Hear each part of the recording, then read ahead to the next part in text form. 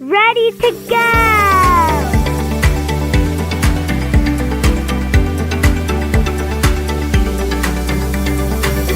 You're listening to By Land and by Sea, powered by the Maritime Professor. While most of the United States is in a deep freeze this week, the U.S. maritime industry continues to heat up. See what I did there? Too corny? Between a brand new chairman at the FMC, we have a chairman. A massive $2.4 billion port terminal deal with CMA CGM and Stone Peak, and the announcement of a new high-powered new board for the Department of Transportation's Flow Initiative. The industry is moving at a fever pitch. Today, I'm bringing you what I saw this week and why it will continue to shape the future of the supply chain that I'm watching. From the infrastructure of enforcement to a 50th anniversary rescue mission in Antarctica, we are breaking it all down this week. Hi, welcome back to By Land and by Sea, an attorney breaking down the week in supply chain presented by the Maritime Professor. Me, I'm Laura Beagen, founder of the Maritime Professor, former FMC International Affairs attorney, and founder of Squall Strategies. By Land and by Sea is your go-to resource for navigating the regulatory side of global ocean shipping. As always, this podcast is for educational purposes only and should not be considered legal advice. There's no attorney-client privilege covered by this podcast or this video, and if you need an attorney, contact an attorney. All right, let's jump right into it. Segment number one, the big news of the week. I'm going to call it the biggest news of the week. As of January 28, 2026, Commissioner Laura DiBella is now Chairman Laura DiBella. She's been designated as the Chairman of the Federal Maritime Commission. This is great because we finally have leadership at the FMC again. The FMC, as you all know, because you've listened to this podcast, was established in 1961. It is an independent regulatory agency, and it is supposed to be protective against monopolies and unfair business practices or unfair shipping practices. Historically, the chairman serves as the chief executive officer, chief administrative officer, and they really set the tone for the entire commission. They kind of drive the boat, if you will. Chairman DiBella's designation marks one of the fastest transitions in the agency's history. Maybe the fastest. I didn't actually go back to check, but this has got to be one of the fastest, if not the fastest. She was sworn in as a commissioner as of January 6th, and 22 days later was elevated to chairman of the FMC. Now, Chairman DiBella was a former port director. She was the first ever executive director of the Florida Harbor Pilots Association, and she was Florida's first female Secretary of Commerce. Chairman DiBella brings this certain practitioner's lens to the role. And I think that this is critical because the agency is currently helping to carry out the administration's mandate of restoring America's maritime dominance. And in order to effectively do that, it's fantastic to see that she's been out there, boots on the dock, actually boots on the dock. Now, she might not be a mariner herself. I actually don't know if she is. I don't think she has her license. But either way, she was a port director. And she was an executive director of the Florida Harbor Pilots Association. And the two of those things give her credibility in the industry just right there, especially working with the pilots. That's incredible. Now, I think that we are kind of moving into a phase of, and I brought this up last week, where we've had the car in the shop, right? But now we're ready for the car to get out there on the highway. We've been a bit in a restructuring mode. But look, we're starting to get our maritime leadership in place. MARAD has its lead with Steve Carmel, and now FMC has its lead with Chairman DiBella.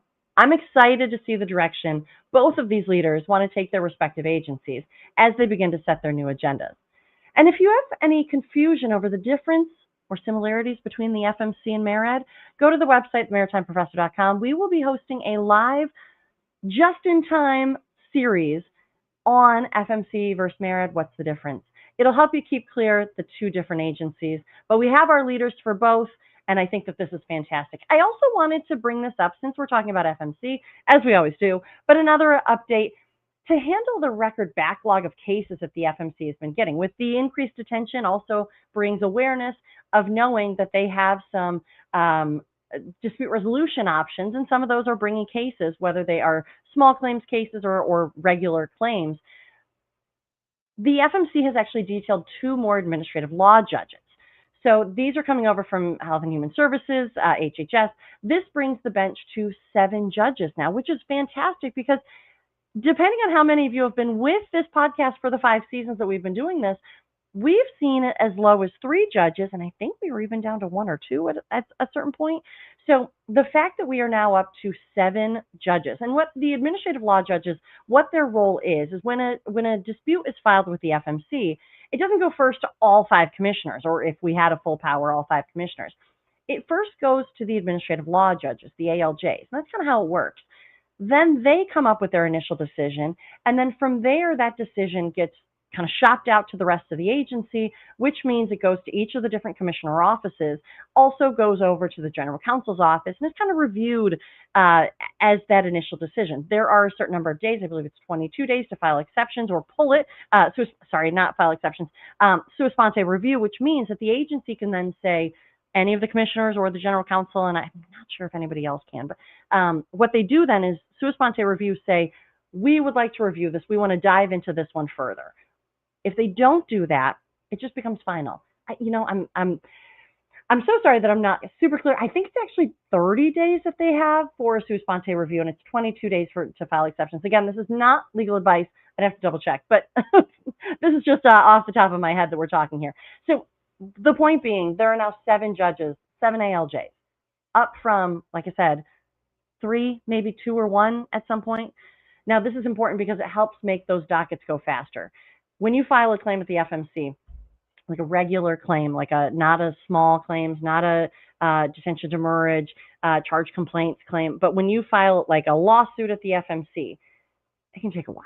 I mean, you're talking maybe a year, maybe a little bit less than a year. I mean, it's not going to be in the couple weeks or a couple months. So that's why the more ALJs they have, the faster they can get through all those cases. All right, segment number 2. Story number 2. On January 26th, the FMC officially published an order investigation. So we're sticking with the FMC here into whether ocean common carriers are using restrictive practices to control chassis usage. Now, to be very clear about the stakes, I actually want to read right off of the Commission's Federal Register announcement on this, because I think that you should hear it exactly how they are presenting this. So what the Commission said in their Federal Register announcement here, it says, the Commission has received information that ocean common carriers are relying on service contract terms or other means to mandate that motor carriers, truckers, and shippers use the ocean common carrier's designated chassis provider. The information received appears to indicate that these practices are being applied to cargo transported under merchant haulage arrangements, under which the trucker or shipper is responsible for arranging and paying for overland transportation between a port and inland facility. If these reports are accurate, ocean common carriers employing such practices through service contracts or other means may be violating the Shipping Act. Again, I am reading right off of the Federal Register announcement. This is the FMC's actual announcement. I'm just reading it. Practices and rules that ocean common carriers apply in handling and transporting cargo may be just and reasonable, and cargo transported under service contracts must comply with the applicable statutory and regulatory requirements. The Commission is investigating possible non-compliance under its authority to enforce the Shipping Act and in carrying out its goals of ensuring an efficient, competitive, and economical transportation system in the ocean commerce of the United States. Still, I'm just reading off of the Federal Register here. We'll kind of break it down. But again, this is talking about chassis and chassis availability and chassis choice.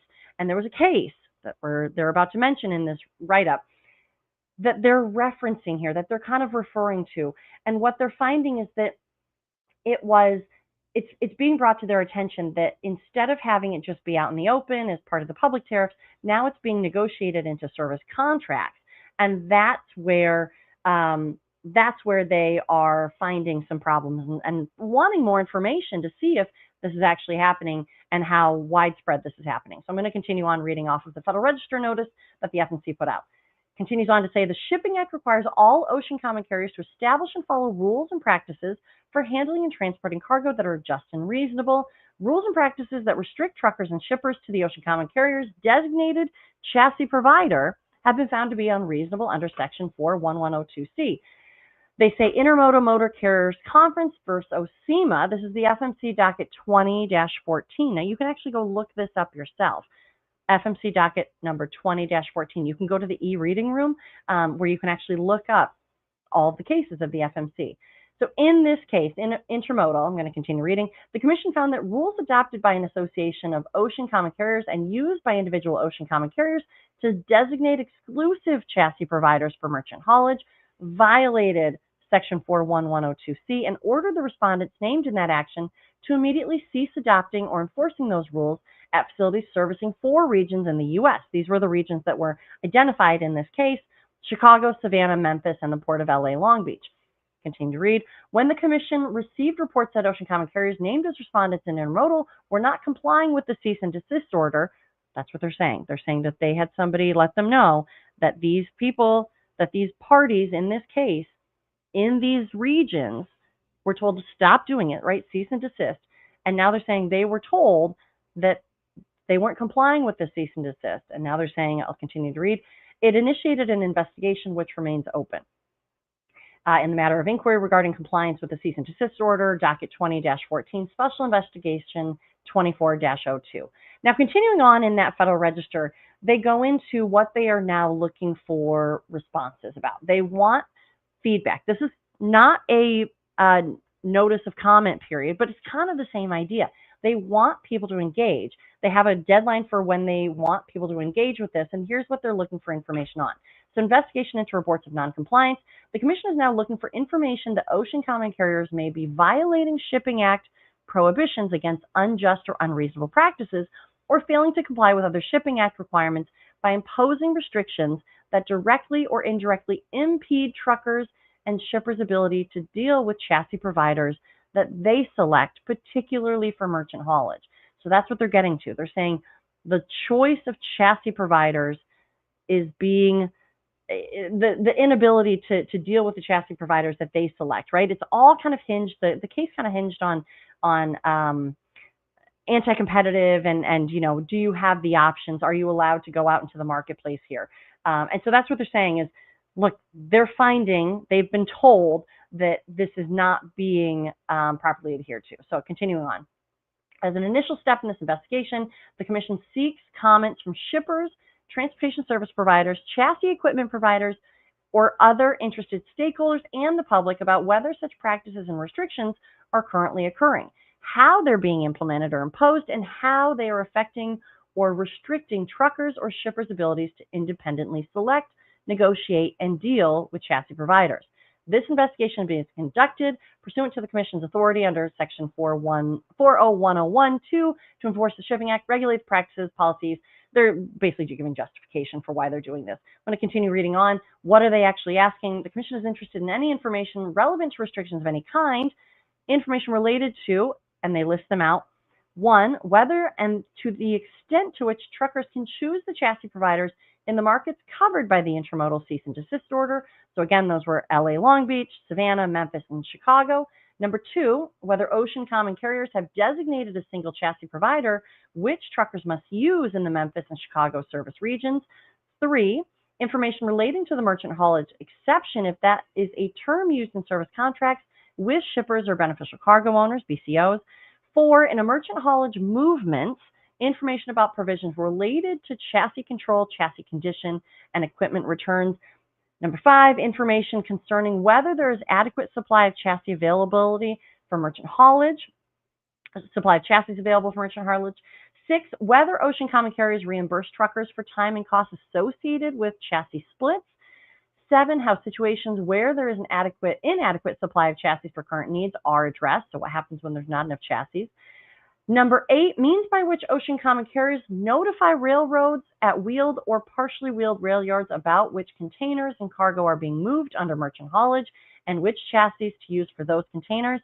Number 9, there's only 11, I'm almost done here, means of communicating with chassis providers using the LA Long Beach pool of pools to designate and distinguish between carrier haulage and merchant haulage containers, cargo, and coordinate billing accordingly.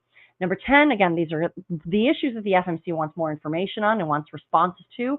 Number 10, estimates of the percentage of trucker-owned chassis used in the Memphis, Savannah, Chicago, and LA Long Beach markets. And then number 11, more generally, any information concerning new or ongoing ocean chassis provider selection or negotiations and how these practices affect the chassis provisioning markets at ports or inland facilities anywhere in the United States. This information, and I'm just continuing to read off the Federal Register, this information will allow the Commission to assess current conditions and determine whether Shipping Act violations may be occurring and what further action, if any, is warranted. I wanted to read directly because I wanted you to hear it directly, because this is a very sensitive topic anyways. But look, what they're essentially saying here is they're finding a contract pivot, right? They're saying carriers, they're saying what they've been hearing is that it's possible that carriers are trying to use private service contracts to bypass public Shipping Act requirements. And the FMC is saying, look, not so fast. We want to know what's going on. We want more information, because we also need to know if people are not complying with the cease and desist order. That's a big deal. And if they're kind of circumventing not working with a cease and desist order, that's also a big deal. Even though service contracts are confidentially filed, the FMC still has a purview over that, jurisdiction over that. All right, so the deadline to comment is March 27th, so you do have some time here, but don't wait too long, right? Make sure that you get your thoughts together here. The FMC wants engagement on this. They've been looking at this chassis issue for a while. It was kind of a novel thing when they started talking about it. Now they're asking for more information. So if you have anything to do with the chassis world, I encourage you to take a look at this Federal Register notice, look at this investigation, see if you have any information to provide. All right, story number 3. Freight logistics optimization works. Weren't we just talking about the FLOW initiative last week? So U.S. Department of Transportation, this is the data sharing program or data monitoring, data watching, the flowing of information, has named its executive board for the 2026-27 calendar year. Just last week, we said that they were saying thank you to the outgoing members. So, of course, this week I was saying I'm expecting some of these supply chain stakeholder groups to be getting going. I mean, I was hoping it was going to be happening, right? And here we are, new year, new groups. So new board members coming on. We have Abigail Anderson from DCLI. We have Jeff Bellerund from the Northwest Seaport Alliance. We have Michelle Darling from BJ's, Darian Flowers, MSC, one of the ocean carriers. We have Jim McCullen, Century Supply Chain Solutions, Jean Soroka, Port of LA, Erica Westenbrook, Land O'Lakes. And then returning board members who are staying on, we have Chris Catton, Prologis, Jason Craig, C.H. Robinson, Salvatore Di Donato, STG Logistics. Sorry, I'm going through the whole list. Jason Droyo, Hapag-Lloyd, another ocean carrier. Dan Gross, the Home Depot. Chelsea Morris, Dollar General. Van Noel, Track Intermodal. Alex Ramos, Target. Don Taylor, Road One. And Jesse Whitfield of UPS. Now, these 17 leaders act as the steering committee for this FLOW initiative. And so I'm going to continue to watch it, because what they do is they're taking purchase order information, anonymizing it, and watching kind of the predictability of where the flow of goods are going, right? Hence the name Freight Logistics Optimization Works, which is a creative, ingenious acronym of FLOW. So I'm going to continue to watch it. I'll keep bringing that information to you, but I wanted to highlight that they have announced new board members and who is going to be returning. All right, story number 4. We witnessed another big announcement this week. I still think the chairmanship is the most exciting one, but this is exciting too. I don't want to minimize it. CMA CGM Group and infrastructure firm Stone Peak announced the launch of United Ports LLC, which is a joint venture to include a portfolio of 10 major terminals worldwide. Now, by partnering with Stone Peak, there's going to be an exchange of investment cash for a stake in these terminals, and CMA CGM will keep full operational control, but they have to partner to help fund these efforts. So the assets involved, this is what I wanted to bring up essentially, is the assets involved is we have 3 different terminals in the U.S. now that are going to be benefiting from this. We have LA, Phoenix Marine Services, we have Port Liberty, New York, and we have Port Liberty, Bayonne. We have CSP, Valencia, in Spain, a few others in Spain, and then we also have terminals in Brazil, India, Taiwan, and Vietnam.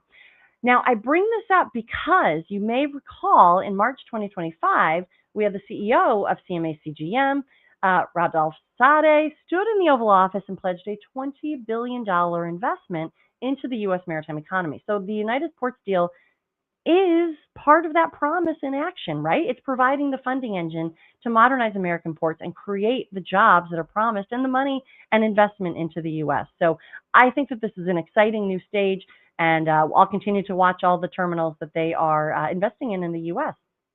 All right, story number 5, Polar Star's birthday rescue. So on January 17, 2026, so just about 2 weeks ago, the U.S. Coast Guard cutter the Polar Star. And we've brought this up a few times because it's one of the very aging ice-breaking fleet that the U.S. Coast Guard has. Now, this is an ice cutter, Polar Star, officially reached its 50th year of service. And what did it do during this 50th year of service? Now, that's an old vessel. It did what it was made for. It had a high-stakes rescue in the Antarctica area. On its 29th deployment for Operation Deep Freeze, the crew received a distress call from the luxury cruise ship Scenic Eclipse II, which was stuck in thick ice in the Ross Sea. The Polar Star fractured the ice around the vessel and was able to escort it into open water. Now, this vessel was commissioned in 1976. This ship can ram through ice up to 21 feet thick, but it is really our only active icebreaker.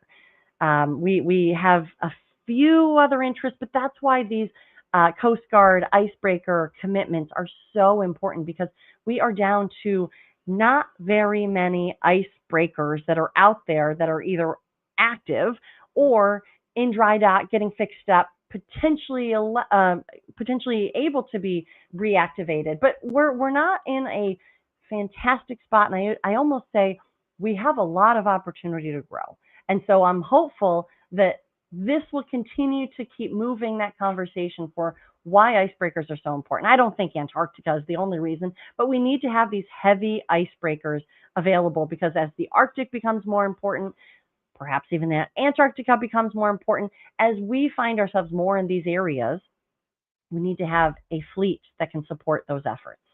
All right, story number 6. We got a lot of stories today, so I'm kind of moving quickly through them. I apologize that I can't go into as further depth that I normally do, but I hope that you found that the FMC in-depth section was important. Mariners, your credentialing process just entered the digital age. Thank goodness. This is something that the National Maritime Center has been working on. So the NMC is under the Coast Guard's control, officially launched the ASAP portal. Appropriately acronymed again, application submission and additional information portal. And what this does is it streamlines things, right? We went from where you have to, and I have my 50-ton license, so I do go through renewal process. There's a lot of paper in a paper-based industry. Notoriously, maritime is a paper-based industry, which also needs to get up to speed on digitization, but we're getting there. But for the merchant mariner credentials, now you can upload your merchant mariner credentials and medical certificates directly into the portal. Now, this doesn't seem like it's a major thing, but it's available now. Why wouldn't you be able to? Well, now we're up there. Now we can do it. So no more black hole anxiety. You can actually see where your application stands. You don't just submit everything. I think this is a huge win for keeping our workforce on the water, but also encouraging and helping to facilitate more mariners to enter the field. It really is a fun industry, and I don't need to tell you guys that, but it's great. And now you can get your license even faster. And it doesn't have to be an unlimited. You can be at a 50-ton license. You can just work on party catamarans and get your license that way, as I did in the Great Lakes. All right, story number 7. Massachusetts Maritime Academy has secured a $5.8 million grant from the Department of Labor for a massive project called NextSeas. It's a strategic mission to solve a massive shortage of skilled shipyard workers. And I love that the academies are getting in on this and really pushing forward. Mass Maritime, just a few minutes down the road from me. I love that this is happening. So it's a Finland connection. Mass Maritime is looking to the world leader in Arctic and specialty vessel construction, Finland. It is a 4-year project creating a transatlantic training pipeline. Now, this is an immersive fellowship, so American instructors will travel to Finland to learn advanced modular construction and robotics, and they'll bring that curriculum back to the U.S. to train a new generation of American shipbuilders at Bollinger Shipyards in Louisiana. And we are importing the best techniques into the world, and this will hopefully and most certainly help rebuild our industrial base. Getting more specialty information and how the best of the best do it out there and bringing that information back to the U.S. is incredible. I love that Mass Maritime Academy is leading on this. So congratulations on this fantastic grant. All right, story number 8. This is also a big issue, a big topic this week. All right, so maybe I'm not going to say the chairmanship is still one of my favorites, but this is right up there too. The Michigan Maritime Strategy has been released. Now, you may know from a few of the things in my background, I am from Michigan originally, and so I love seeing a good Michigander push. This week, Governor Gretchen Whitmer just released the first ever Michigan Maritime Strategy.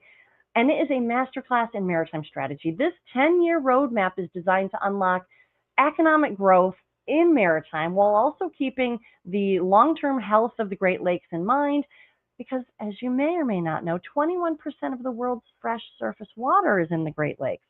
Now, the blue economy powerhouse Michigan ports handle 57 million tons of cargo annually, contributing 3.3 billion to the economy.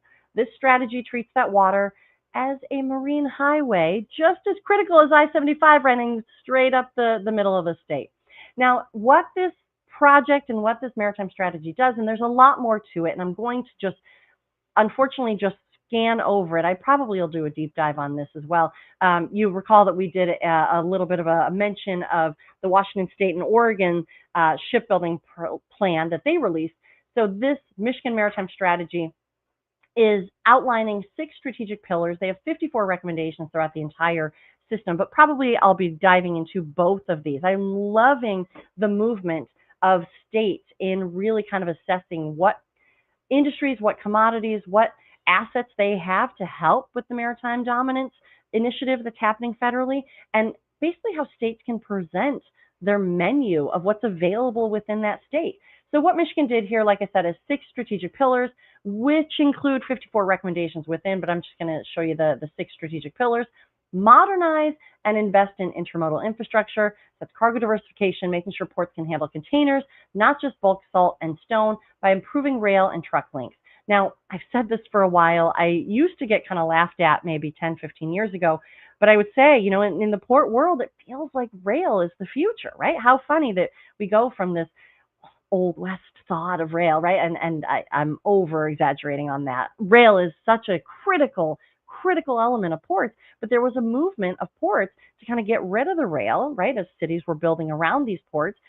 And unfortunately now we're going to need those rail. And so some of the cities and some of the older cities have to do bridge raising projects. I believe Port of Baltimore just worked with the Maryland Department of Transportation to help raise some of their old bridges so that you can't just do a one stack rail, but then you would do a double stack rail. There's other cities on the East Coast that also are kind of, they're limited in their rail availability because of these old bridges that otherwise these containers would have to go under, because it's so much more efficient to have a double stack than it is a single stack. So all of that to say, modernize and invest in intermodal infrastructure is the first strategic pillar.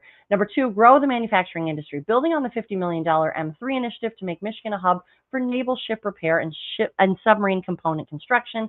Number 3, the clean energy leap, accelerating the transition for the state's 63 ferries to hybrid or electric power to protect the lakes. Workforce dominance being number 4, a goal to train 5,000 new workers by 2030 through a dedicated maritime education initiative. Now, you may or may not know, but I hope that you do know, there's a Great Lakes Maritime Academy up in Traverse City, Michigan, a fantastic academy. If you didn't know, now you know. All of their cadets that come out graduate with their unlimited license, but also they have their Great Lakes endorsement because they're getting their license partially through service on the Great Lakes. So that's part of that workforce dominance, is working with and partnering with the academy that's already in the state, the Great Lakes Maritime Academy. Number 5, innovation ecosystems, investing in maritime test zones for autonomous vessels and evaluated emerging tech. One of the best things about the Great Lakes is it's salt-free.